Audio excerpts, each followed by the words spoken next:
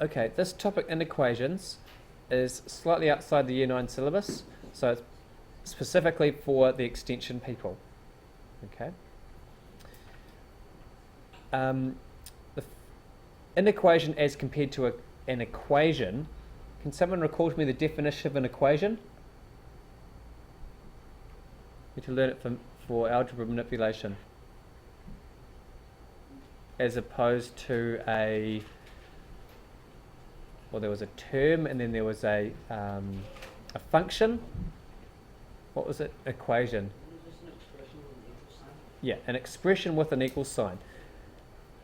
Now we've got an inequation, which is an expression with one of these signs. Okay. I'll explain. I'll give you some examples of inequations in a moment. But the first thing we have to learn is what these things mean. Now, the crocodile mouth doesn't really help us. We actually have to remember that this one means less than. And if that one means less than, this one means... Now, has anyone got an amazing way? I've got a way of remembering it, but it's not that amazing. Yeah, Alex? Okay. I'll show why the crocodile thing's not going to help us.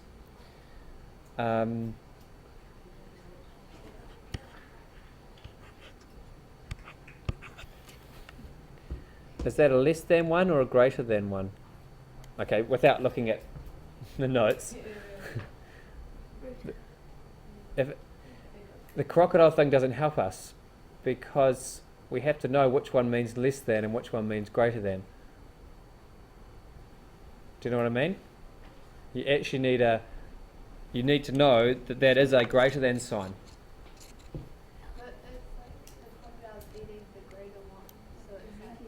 But if you didn't know, it could be eating the lesser one. But it's like a cow. It could be bigger. Do you know that that one's bigger because it's like pointing towards it? Yeah. I'm sure it wouldn't be like pointing back and going like. See, the crocodile's pointing to the bigger one, so you know the X is bigger than 5 now. Yeah. The crocodile thing. Is it greater than or less than? That's a less than sign because the 5 is less than. Whatever the crocodile eats the biggest, X would be the biggest. X is anything greater than 5. X has multiple possibilities. Either way. Okay. I'll tell you my not so great way. L starts with left and less starts with L. When I go to, I'm right-handed, and when I go to draw a less than or equal sign, the first one I always draw is that one. I don't know why, it just seems naturally easy for me to draw. So I remember what that one is. So I just remember one of them, and then if I'm looking at them, I'm like, oh, that one there, I had to think about drawing it. That one must be the greater. So that's the way I remember it. I said it's not a great way of doing it, but you need a system. Okay. So those are less than. This one in the middle here is less than or equal to. That's the difference.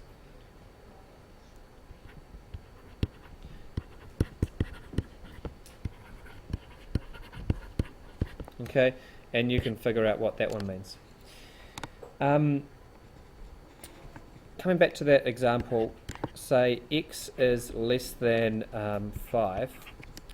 We have a method of actually drawing that. When we had an equation, x could only equal one number.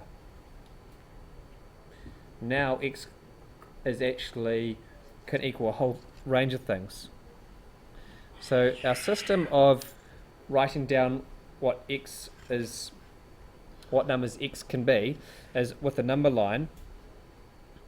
Okay, so here's 0, here's 5.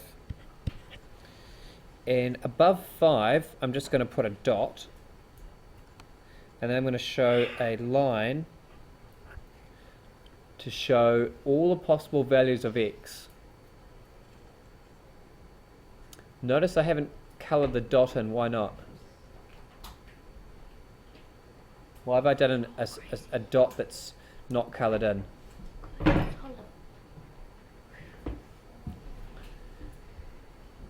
Any ideas? X is less than 5. Can it be equal to 5? No. It can be 4.999999 forever, but it can't be 5 because it has to be less than 5. So hence the dot's not coloured in. If I was considering x less than or equal to 5, then sure, colour the dot in. Right? Everything that is less than or equal to 5 is a possible solution for x. Okay, let's look at some problems. And I'm looking at page, I don't know, 179.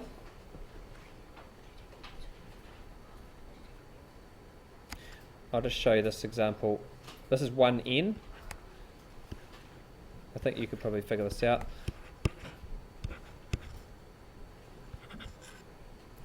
If I was to draw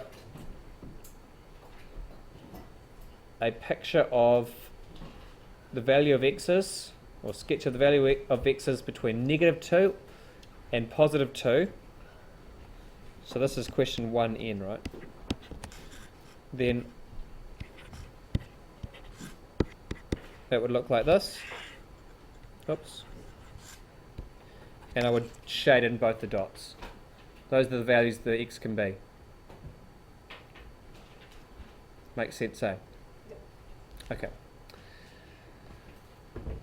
When you put an arrow on it, like this, that's telling me that it goes for an infinity in that direction, or infinite in that direction, whereas this one doesn't have any arrows, so it's just a range of possible numbers. And if it were not equal, like this, say, you would just not shade in the dots. Okay, we got that cleared up. I want to get to an equation type problem. New page.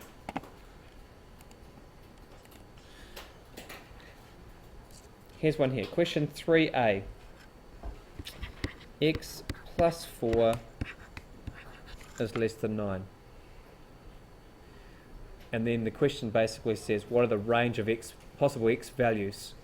We would solve this in the same way as we would with an equal sign by subtracting 4 from both sides. Okay. So the possible range of values for x is that picture I drew before, actually, is anything less than 5. Okay.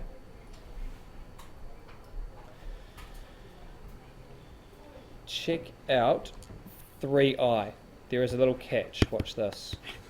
3i looks like this. Minus 4d is less than 9. This is the catch for inequations. If we divide or times by a negative number, the inequality sign flips directions. So because I have to divide both sides effectively by -4, okay, that's my operation. That gets rid of that 4 on that side, and d is going to be something about 9/4, or 4.5, right? Now, rather than keeping the equality the same, it flips direction. Looks like that. Ignore that little mark. Okay, so I'll say that again. If you divide or multiply by a negative, the inequality sign flips direction. If I jump to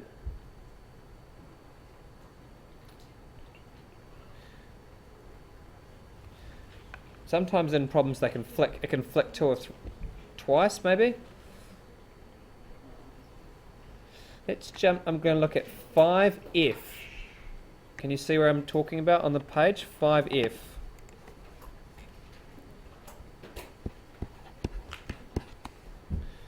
It reads this. Minus 7, bracket, 1 minus x, bracket, is less than minus 9. Now, lots of negatives in here. Alex, if you were solving that with a normal equal sign, what would you do first? Would you divide by 7 or multiply that by 7? Well, get rid of... Okay, I'll do it that way, and that works. It's perfectly fine. Negative 7 times 1. Negative 7. Negative 7 multiplied by negative x.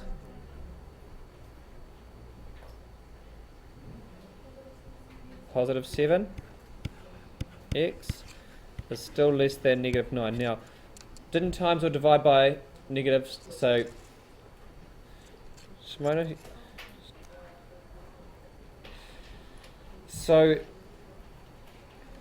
the next step here is to, I would say, probably add 7 to both sides. Yeah? As you would with a equal sign. To get rid of that 7.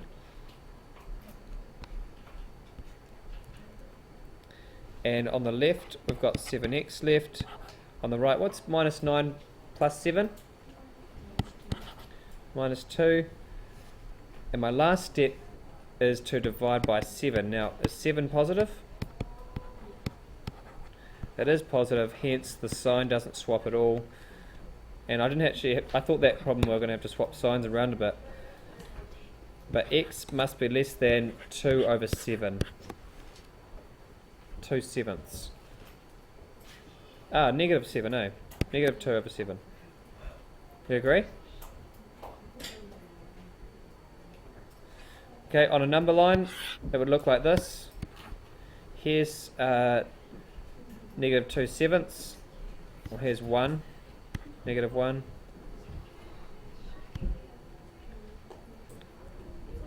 Negative 2 sevenths goes there. And less than is to the left, right?